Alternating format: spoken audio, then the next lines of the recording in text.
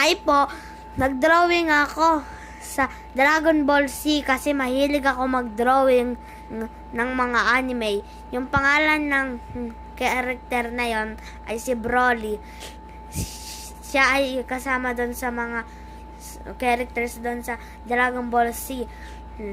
Pag gusto nyo pa makita ang mga YouTube channel na doon sa artwork ko, doon sa channel namin, drawing pa ako ng mga mas magaganda pa doon na mga characters doon sa Dragon Ball Z, tsaka doon sa mga iba pang mga anime.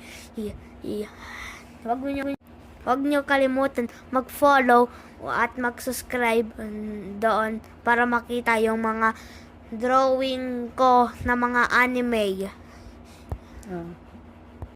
Comment ka pag maganda ang drawing ko at mag-subscribe sa mga drawing ko pag nagandahan kayo.